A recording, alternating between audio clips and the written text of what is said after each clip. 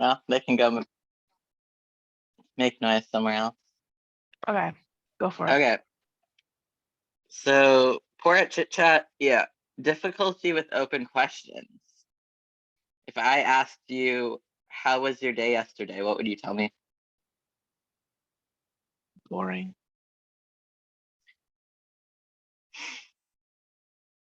Do you want to know more? Well, what did you do yesterday? Not much. Yeah, okay. I mean, part of that though is because I didn't do much. Okay, to share. tell me about your job. Do I have to? Moving on. That one's just, you're getting points for that one. But see, Overuse of here's stock. the part. Here's my response to that though, is that I feel like I don't want to bore people. Like if they ask, do they really want to know? Because like I could tell you very deeply, about my job, but like, do you really want to know that? Because it would be very boring, I would feel, to I other have people who aren't in the fun fact for industry. you. When people ask you about that, they want like a general, like a paragraph format. Like if you were a fifth grader writing a paragraph about like your job in the future, that's what they're looking for. They're not looking for like your specifics, your So I details. end up doing too little or too much Mm-hmm. when I All or respond. nothing. Black Yeah. and white thinking. It's a Unless spectrum. if it's an Autism. open-ended question, yeah. If it's specific, Yeah. then I An can give a open-ended specific question. Indeed. Mhm. Overuse of stock phrases. Do you have any special catchphrases that you got going right now? I don't think so. Okay. I can't think of any. At the moment. This isn't on here, but somebody brought it up the other day. The show Gilmore Girls. The whole show. Just the concept of the show. That's autism. Just moving on. Taking things literally. That's the next bullet point. That's the one. Selective mutism, which you don't get to answer because I think you do, but I think you just don't know it. It's common for people who are autistic and who are hyperverbal, especially women or AFAB people who are socialized as female, is what I've been using as a term. But it's not, it's a profile of autism and it's a response to trauma.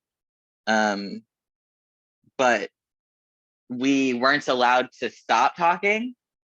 There wasn't made space for us to not say words as an answer. So we've learned that it's not okay to go selectively mute because it's always seen as a judgment on us being uncooperative or unwilling to participate, or whatever we're doing, it needs to have words, it needs to be English. But we've never gotten the chance to be able to be in a good environment where it's okay to be selectively mute sometimes, because we're always masking and always trying to appear neurotypical at all times. Does that make sense? So I'm going to skip that one because I think that you do, but I think that it's just you're not in a place to know it yet. And it's not okay in your environment to do yet. So you probably don't notice it. And I didn't notice it until I learned sign language enough. And I was like, I just want to do sign language all day. May be exhausted by social interaction. Are you exhausted by social interaction?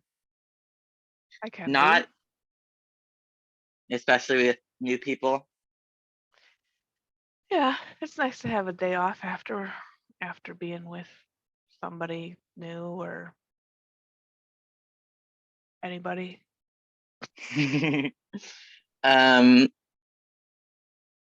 Not initiating conversations, reluctant to answer questions in class.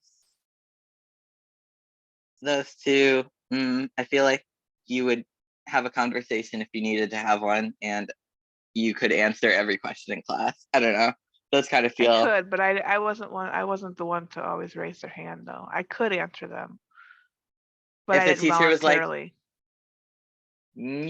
you could like answer it, but you're If not they like, called on me, but I'm not volunteering it. Yeah. I was there. This is the position.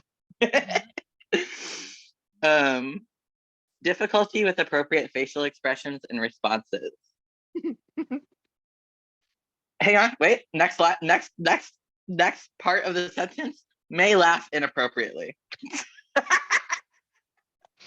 Yeah, I have been told on some work meetings that I've been given the option to turn my video off and mute myself I because love because autism accommodations in the workplace. because this does not hide much on a video Uh-huh. call. It sure don't. When hearing things that make me do this, Mm-hmm. I can't stop my head from doing that. Right. So Yeah. Hey, we love autism. yes, my face answers questions before my voice does on a lot of work calls. Mm-hmm. It's so some people think that's not communication, but it is nonverbal communication. And in my opinion, it's far more effective, and it takes way less time. If people were just like, if one person was talking and everybody had their webcams on and one person made a face like that, it's their turn to talk next. Tell me what your problem with what I'm saying is so I can fix what I'm saying so that there's no problem with the thing that I'm saying, please. But neurotypical people don't like that because that's correcting. That's and they don't want to be corrected because their ego and their pride say, well, I said something wrong, that makes me a bad person. Or you're trying to show me up, you're trying to be better than me by telling me that I'm wrong. And all the autistic people are like, I just want you to have accurate information. I want you to stop messing things up. I want it to be okay. And the neurotypicals are like, stop insulting my pride. But so that's why the communication issues are so frequent. But once the neurotypical people stop like associating everything with pride, and they're a bad person if they don't understand, and just explain it again, we'll get there. No, but the ableist mindset that they have makes it so they don't want things repeated to them. If they're not getting it the first time, they're not asking you to repeat it. They're moving on. They're being general. They're not being very specific like we are. It's wonderful that you got your degree and still didn't notice these patterns. But it wasn't research that you had access to at the time. So it makes sense. And Well, it's new I wasn't learning how concepts. they apply to Right. But you were different, interacting with your peers and things. And I've noticed patterns just in like people I interact with, but I have the research to back it up to explain it further. So both. Um, Infrequent use of gesture. Do you gesture when you talk? Do you talk with your hands? I don't think so. Good. Yeah. You score more points on this. I'm gonna give you another 8. We're pretty there. All right. Different behavior at home, at school. When you were at school, you were quiet, you were timid, yes? When you got home growing up, you were still quiet and timid, right? It's just all the time, yes? This bullet point, the reason for it is because, example, anxious at home but fine at school, very difficult to get up in the morning and face the world, trying hard to fit in at school, but it comes at a cost, exhausted and emotional when safely at home. Who does that sound like? Who do you know? Yeah, that was me. It may not have been you, but that was me. That was very, it's describing that a autistic person, okay, thank you. Sorry, I'm back. I'm good. It's describing that an autistic person will mask all day at school and then come home and have like an emotional, like decompression and not be able to do things. Maybe they go into their room a lot. Maybe they don't interact with their family often. Maybe it's stressful to do chores. Maybe it's hard to socialize after a long day of school, whatever. Except when these autistic people are going from school where they have to mask to home where they have to mask, there's no decompression. So maybe the only decompression they get is when they're alone in their room. But if all of the rest of the time is masking, being alone in your room isn't going to make the masking stop, theoretically.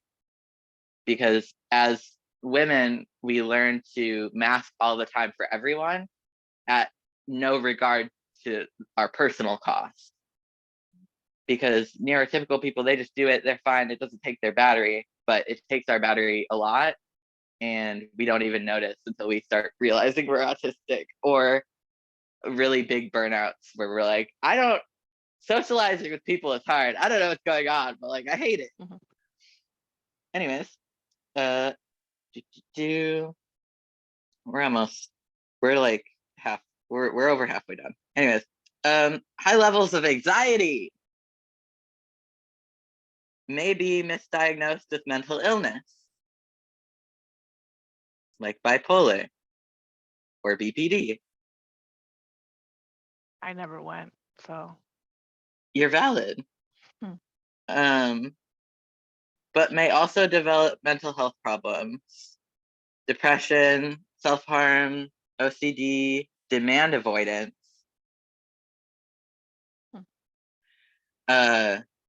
eating disorder, emotionally upset for apparently trivial reasons. Whether you can express that or not. For example, if dad was taking me to the thrift store and he wanted to go grocery shopping after, but did not tell me until we were already in the parking lot of the thrift store, I would walk home. So I'm not doing that. But I mean, with him, yes, I would. But other people, I would just walk home. Apparently trivial reasons. Day changing. Stuff getting moved in the house. Dad not cleaning anything. That's not trivial, I don't think, but you know what I mean. Catastrophizing, meltdowns, which present outwardly, which is shouting, being aggressive, or offense, or shutdowns, defense, silent, head on desk, avoiding interaction, unable to communicate, blank stare, looking into space, withdrawn, kind of like that, kind of what you're given right now with your stimming. I like the stim, good stim. Like that though. You remember that one time when dad and I and Autumn were going camping? And we went to that one weekend where Autumn had to help dad like take down the whole camp. I had a shutdown really bad, and that's what it was, because of the pressure and the demand of taking down camp in a specified time frame after being exhausted for a full weekend and very dehydrated, just abhorrently dehydrated. But I'm gonna give you a strong 8 again on that anxiety one. Do you have things you want to say, or are we just taking the info dump for what it is? I'm in agreement. Okay. Obsessive. Organizing things endlessly. It's me. I organize my whole house all the time. It's every day, all the time. Doing the same thing repeatedly. Example, lining up toys rather than playing imaginatively with them. Strengths, ability to persist. I know you don't like organize things endlessly because you don't really have the means to do so. But when dad leaves the house, you go buck wild. You You go. If you could organize things all the time, I bet you would. I think that would be your job. I went and like did like a house like cleaning for someone. I think that would be you. I think you would do that too. You would be like, all right, this is not my house, so I could just go buck wild. And it's always easier to do with other people's Mm-hmm. stuff Mm-hmm. than your own. Lack sense of personal identity. Can you describe yourself for me? Very kind and loyal person Mm-hmm. who prides themselves in being welcoming to others. Yeah. I overextend myself in friendships sometimes, and Mm-hmm. Okay. I'm imaginative, fun. We've discussed that you're not imaginative. You are. You are. You're creative. You just Creative, didn't yeah. do the imaginative play thingy. Well, Sorry, I live on a highway. There are sirens. I've developed imaginative play. Yeah, backwards, like an autistic person. Yeah. Okay, so lack of personal identity. Example, not sure how to describe themselves beyond physical appearance. Which was, yeah, Which that pretty I describes what didn't you just. say. I didn't say anything physical. No, but you struggled. Oh, you struggled. I think it's flash positive. Like you could make a script for yourself. You could write a script of if somebody asks you that question, what you would want to say to it. Autism things.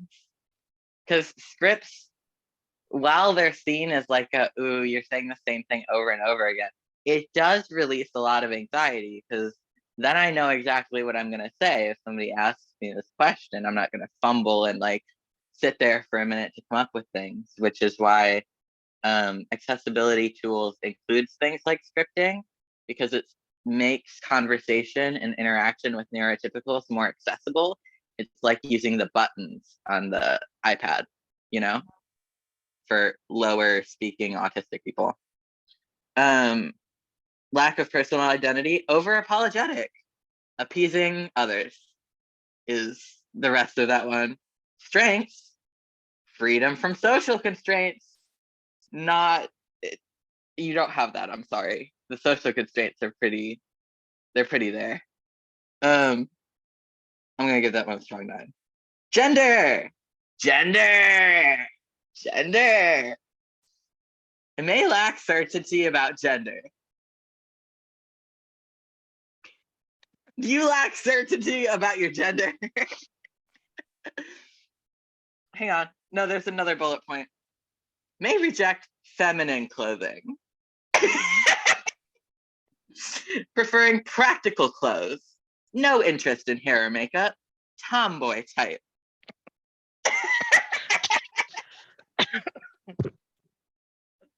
Designed to present as male. Did you just Besides make that slut. up? I'm reading. This is how you should have known we were both autistic. Because me too. We're both there. This is both of us. Well, All of this is us both. You gravitated to it more than I did. Yeah, Ever. but the generation you live in has been brainwashed. You told so much for gender because it was not safe to be trans. It was not safe to be queer. You could die from AIDS. Like I got in trouble for just being a tomboy, so. Right. So why would you have the freedom to be trans? I mean, I don't feel I am. If they've had to be you don't believe you're autistic yet. You know you're autistic, you don't believe it yet. I just feel these are more comfortable. That's the point. The point is that yes, they're more they're more practical clothes. Preferring comfortable, practical clothes. Yeah. um, but because your generation and every generation before you has it's been survival to be a woman. It's been survival to be small, to be to people please, to appease others, to not ask for what you actually need and just make do with what you have, to not accept or request help from others and just do everything on your own. That's the way capitalism works. That's what they want. That's what they're trying to do. And it's working. It's working so well for against everyone. Um, finding community is really important because it especially if you find queer community, because even if you're not queer, you can learn and grow as a person from being friends with queer people. But that's a pretty strong 8. You're not trans, but once those societal constraints, once we work past the next one, But I sensory do look good with processing. facial hair. You do look good with facial hair. I'm telling you this. Your body would be like, I can live again. I have strength. Sensory processing. Your face. How often do you wash your face? Every day. Okay. Do you wash it? Take me through washing your face. Do you a rag, soap? Tell me what it means to wash your face. Soap and water. Yeah. On the rag, and then scrubby Sometimes face. I just. Okay. Is it in the shower or is it like over the I sink? don't have like a routine. Right, but is it Skincare like in routine. this? Are you like in the shower every day doing this like with your Yeah. face in the shower, Uh-huh. or are you doing it like in the sink? In the shower. In the shower. Do Yeah. you like showers or not like showers? How's the water feel? I like showers. I Okay. don't like baths Why? because I'm sitting in my filth. Okay. What about swimming in a pool? I'm not a big fan of swimming. Well, I mean, I don't. I like Uh, to. I'll sit what in a hot about tub, okay? What about but like going to the ocean or a lake? Would you go in or would you just like put your I would feet? I would go in, but then I get nauseous because then the waves Mm. keep doing this to you, and then I get nauseous. So like I'd go Oh, I'd go into my interesting. waist. Oh, so the balance part. Uh, That's another well, strong I autism. get I get I get seasick. I know. I will throw up on any boat that Yes, is not a cruise ship. this is stereotypical autism things. I know that maybe there are other conditions in which they're just very comorbid. Um, what about hand dryers? If you're in a bathroom, a public bathroom, and they've got the like blowy hand dryers, how is that for you?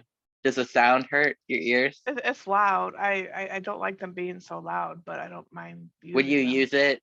I mean, Okay. as opposed to not drying my hands, yeah. Mm. Um, But if I had a choice, I'd probably go for the towel thing, just because of the loudness. you're brushing your hair. I That don't. was a laugh. You don't? I don't brush my hair. I run my hand. Sensory issue. Okay. Yeah. I just run my hand through it because it's so short. Good. Yeah. No, that's fine. Um, you don't like brushing your hair in general, though? I mean, it's not that I don't like it. It's just that I don't have to because it's short. Well, okay. When it's long. Yeah, I don't mind brushing it when it's long. Okay. Except that I What got about the knotted a lot when I was what about the feeling of the brush against your scalp? fine. Clothing. You got sensory problems with your clothing. You cut that sweatshirt right there. I see that. Scissor moment. And you wear like jeans all the time, yes? Not lately. Not Lately, jeans. I Sweatpants? wear sweats. Yeah, but jeans. I mean, I wear jeans if I need to like not be in sweats. But not like formal clothes, not like dress pants. I hate formal clothes. Like, I mean, if Great. I have to dress up for the office, I'll wear Mm-hmm. slacks. Mm-hmm. But like, What about? I Go hate ahead. dressing up in general. What about if someone is walking up behind you and they like hug you from behind and you don't know who it is?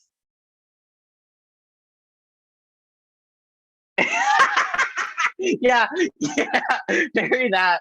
Bury that. Yeah, that's okay. Your fingernails, your skin. Do you pick your nails? Yeah, you do. And I don't I've have any watched nails. you because you bite at them. Yes. Hmm. Hmm. No, I Um. will I will go through periods where I'm not stressed about anything and everything's cool, and they will grow to and then I Mhm. will play with them, you know. Mhm. But then What a fun something sensory experience for you. but something stressful will come along, and Mhm. or I will find myself That's taking. hypermobility. Go. Yep. Yep. That's they don't bend like that. They don't bend like that. That's you're hypermobile, mom. They don't bend like that. Those fingers, they're not supposed to do that. That's What's backwards. That middle joint right there, down, go down with your finger. That's not normal. That top joint there, this is not normal. You're not supposed to be able to like bend it back like that. It's just supposed to be like straight. Yours, yeah, that's okay? you're double jointed Anyway, in those. Oh my god. Oh my god. You see, I'm not hypermobile. I don't have any of these things. You're just finger stimming on camera, and I'm like, no, you have it. You have it too. You can't even deny it. um, The next question I have is, do you rub your hands together? So I've seen that right now, but this, yeah, yeah, yeah. I do, Uh-huh. yeah, I'll do this when talking. Do you pace? You're Uh, hypermobile and your it de- joints don't it stay in depends. place. If I'm on a phone call that I'm not needing to be in one Uh-huh. spot for visual, I will Uh-huh. pace. If Yeah, you will. but because I'm on a video, I can't. Right. Yeah. Okay. Good. Um, do you clear your throat a lot? I don't think so. No, unless I'm All right. sick and have phlegm. The next sensory processing problem is eating food. Yummy, delicious. I think you have a eating disorder. My mom, my dear, my Mm. love. Um, We got 10 minutes. Tell me about it. yeah, we got 10 minutes.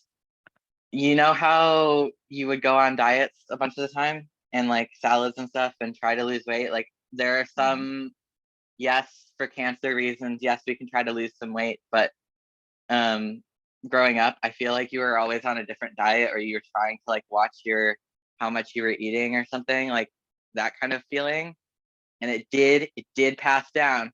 It did pass down, which is why I say you have one too, because I got this bitch from somewhere. Mhm. Um and grocery shopping as an autistic person is a sensory nightmare, and making a grocery list as an autistic person is a sensory nightmare. um so the food pantry is great because they just give me a box of things and I don't have to make a grocery list or just go grab a few things. But you didn't have that opportunity and you didn't get to learn how to just take a box of the cheapest ingredients and make food for however Mhm. long out of it. But you were taught to be a woman, and a woman needs to look a certain way, and a woman needs to be a certain weight and have a certain figure and should be dieting and shouldn't eat too much and all this stuff. And dad does not help. Dad feeds into it because he's also been brainwashed with your generation about what a healthy body looks like. But that was fad diets from the 60s to now.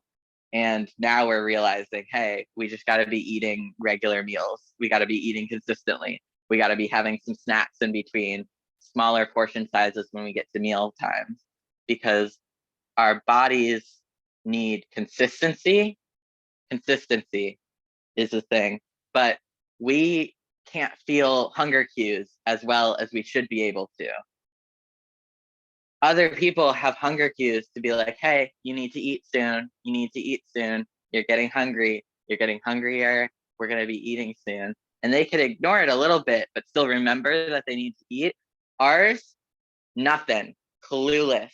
Because we're always hungry anyways, because we've never been eating consistently, because we don't know what full, like, consistent feels like. For me, I would always eat like a light lunch and then like a big dinner and then like snack afterwards at night. But I wasn't eating breakfast. I was just like drinking caffeine and drinking coffee. But it threw me into a rhythm of no energy in the morning and then a ton of energy at night. And then I couldn't do anything because I was just eating and like I felt gross and it was bad. But it's very common in autistic people to have a limited diet or eating disorder, because if you don't have positive connections with the foods that you're eating, you weren't raised in a food positive space, you've learned to associate different foods with trauma.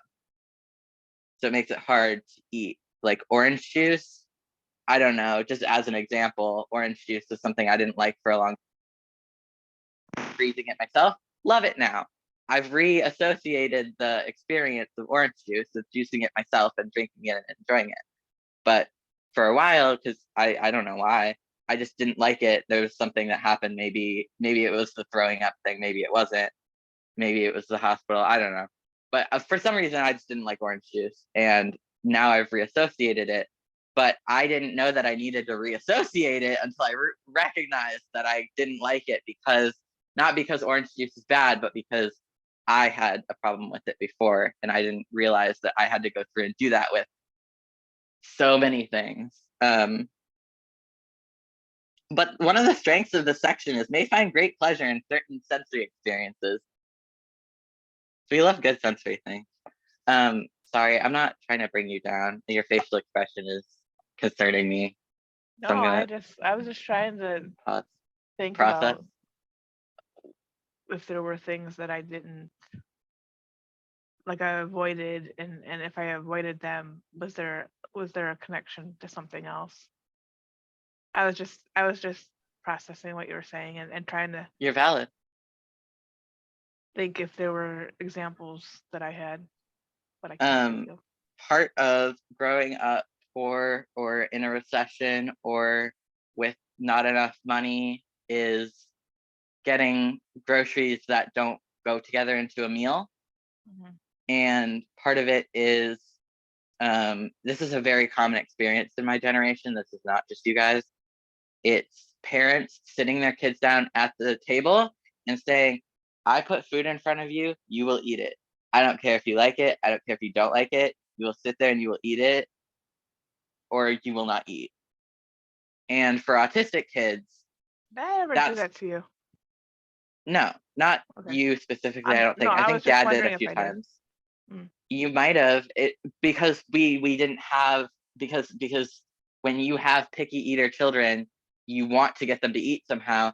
And if you have a child that is as good as me, that follows instructions and is obedient, I'll eat it. I won't enjoy it. I'll be traumatized, but I'll eat it. I don't think I have. I think my cooking was pretty bland enough that it wasn't actually giving you anything that you wouldn't eat. You know, like I don't like vegetables being bland. well, I don't like them bland. It's I the don't problem. I don't remember what, but I'm just saying, like, I don't do spicy. Yeah, I don't do right. anything too ethnic But or the anything. problem with that is then when I went to restaurants and things, Right. You wouldn't try anything. I wouldn't try anything because I was so scared of everything because we didn't try that stuff at home. Yeah. Because if you try it at home, you can say, here's this, you can try it. If you don't like it, I have 6 safe foods over there that you can eat instead. You don't have to eat this. I can eat this for leftovers for lunch tomorrow. But a lot of parents in poverty will be like, I put all of this effort, you're disrespecting me by not eating this. Eat it now. And then those kids grow up and they can't eat that food later because they're like, I have to eat it all. This is awful. I'm not even going to buy it at the grocery store. But if a parent does that with every food over and over again, or makes this kid their safe food again and again and again, and then changes an ingredient, the kid's done with the safe food. Safe food over. Safe food gone. No longer safe. No longer safe. But the sensory processing, I'm going to give you like a 5. You've gotten through most of it, but I think, please, Hi. But I think that once you discover you're autistic more, you'll find that there are things, accommodations that you can make in your day to day that will benefit you, even if you don't think you have the issues anymore. Even if it doesn't feel that big, maybe there's a part of yourself that has just been pushing it down to just like deal with it. Because it could be that big, but you've been taught to minimize your problems. You've been taught to say it's not that bad because it's not safe for it to be that bad. It's not safe to fix, but now it's safe to fix. Now we can do things about it. I just have a couple more. Am I out of time? Okay, I'm gonna go really fast. Intense. I'm intense. You're not super intense. You're kind of laid back. You're on the opposite end of intense. I'm pretty chill. You're pretty quiet. And then the last one is copying others. I copy so much. I call autism copy paste because I just copy paste things all the time, whether it's a project I do, like a visual arts project or something, copy paste. And one of those things is observant. I can get influenced by others. Like if they I need say, another. We need to restart this one more time. I need 40 more minutes. Not 40 minutes, but I need more than a minute. Okay. This has some bullet points that I think you might like, but the title doesn't do it justice. Okay. All right. Bye.